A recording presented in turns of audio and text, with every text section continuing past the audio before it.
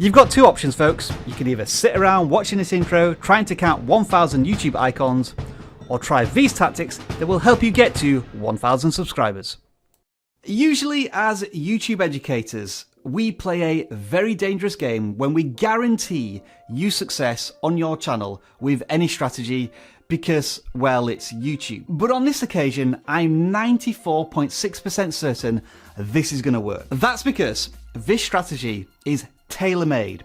It is bespoke for your channel. Now then, I'm Rob, welcome back to VidIQ, educating you on your YouTube journey, and today's lesson is all about using the data on your channel to make informed decisions that will get you to 1,000 subscribers. Now, as I say, because we are using data from your channel, you need a healthy amount of it, which is why I recommend having at least 25 videos published on your channel, ideally 50, 100 videos, fantastic. So if you're not quite there yet, just keep making videos on YouTube and have fun doing it.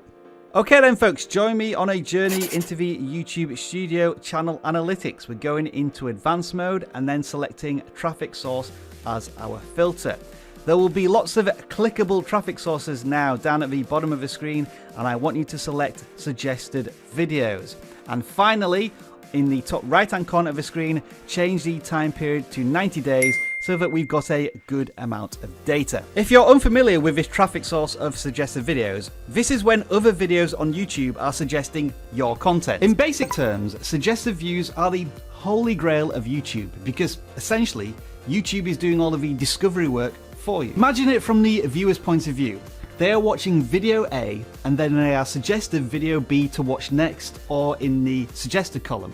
That's because YouTube knows that when these two videos are put together, the viewer stays on the platform longer. Instead of viewers having to find your content through search or a subscription feed, YouTube is literally handing your videos to the viewer on a plate. As a generalization, most huge channels get most of their views from suggested views.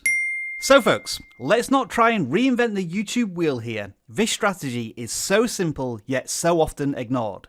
Pick one of your top 5 suggested videos from this list and make another video about the topic. Now I know that for some of you there may be two potential challenges with this. You're not really sure what idea to come up with, or it's your own video, so how do you make another video on that topic? To tackle the first challenge, I always say that if you're really passionate about your topic, you should have no problems coming up with video ideas. And this is why I recommend making 25, 50, 100 videos. It will train your creative YouTube mind to come up with ideas just like that. As for if the suggested video is one of your own videos, well, you can always make follow-up content. This is a perfect example of just that. I have chosen this video from the suggested list as my reference point for what you're watching right now.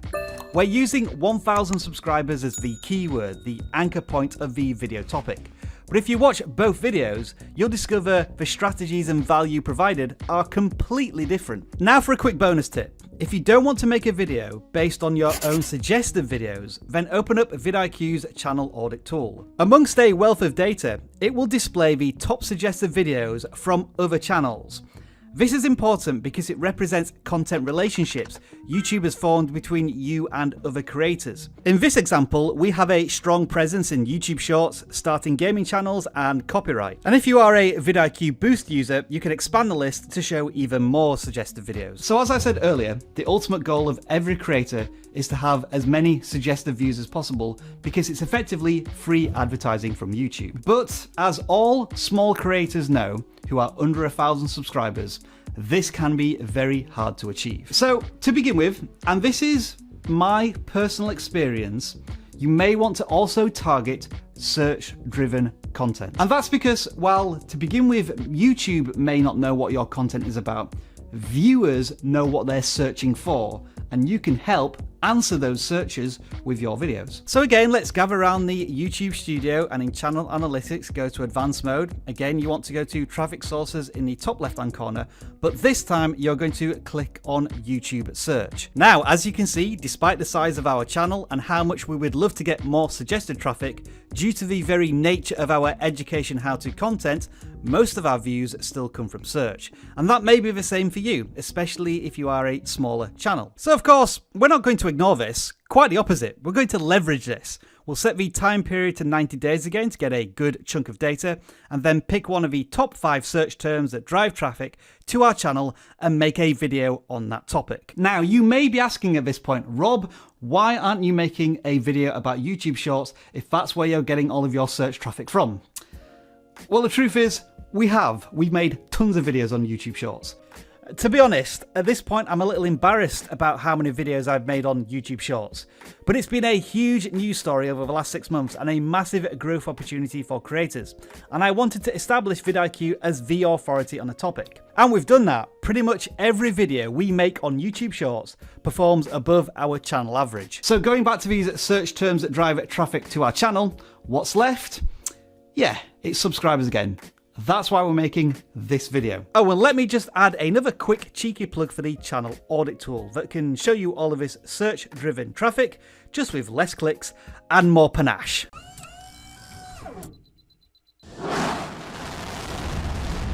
The truth is, YouTube isn't rocket science.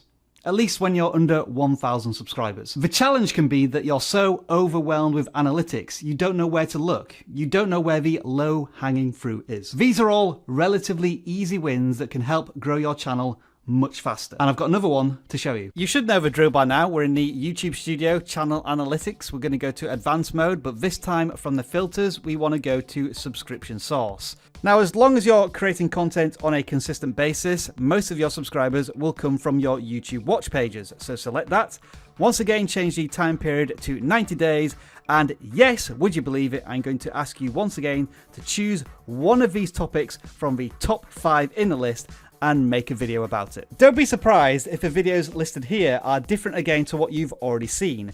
This is because these videos are not based purely off of raw views. That's because these videos aren't necessarily about how well YouTube can connect your content to the rest of the YouTube universe, nor are they about how well optimized your content is for search. Instead, these videos provide a deeper insight into the value of your content and the satisfaction of your viewers. These specific videos have developed a stronger bond with your audience, enough for them to click on that red button and possibly dedicate more time to your future content, or indeed the content you've already published on your channel. And well, here's some irony for you. 2 videos that drive the most subscribers to our channel are about how to get subscribers on YouTube.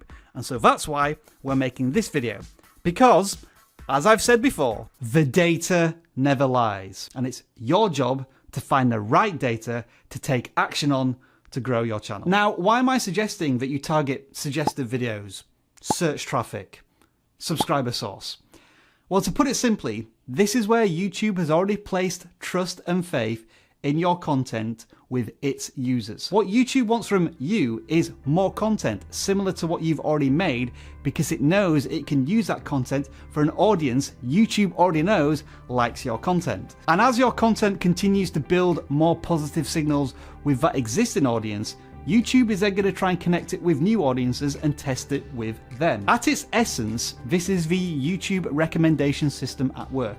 Or to put it a more sexy way, this is the YouTube algorithm you want to hook up with. Now, yes, although I've just mentioned algorithms, the primary focus of you should be creating connections with human beings. Many human beings, creating a community. But at the same time, it helps to build connections, patterns, data relationships with YouTube's ones and zeros. And by doing everything I've suggested in this video, you're doing just that by building consistency. Now, consistency at this point is a very common YouTube strategy, much like niching down, but it can be used in many different contexts. Today, we're not talking about a consistent output of X videos a week. We're talking about consistent output of video topic. And when you're consistent with your video output, viewers are more likely to return to your content irrespective of whether they subscribe to your channel, because they know what to expect and YouTube is going to continue putting that content in front of their eyes. Now, I'm going to let you in on a little bit of a secret here. The title of this video is a bit of a cheat. I could have titled this video, Under 4,000 Hours of Watch Time, Try This, or How to Grow Your YouTube Channel Much Faster. The content is relevant to all of those topics and titles. So what I'm doing here is eating my own dog food. The data never lies. I'm following the data that YouTube is telling me about the VidIQ channel. And what I suggest you do is check back on this video in around about 90 days and see how it's performing versus the rest of our channel. Fingers crossed it's above average. And to finish off this video, as always, let's put a code word in the comments to confuse everybody that didn't get here. I'm a YouTube rocket scientist.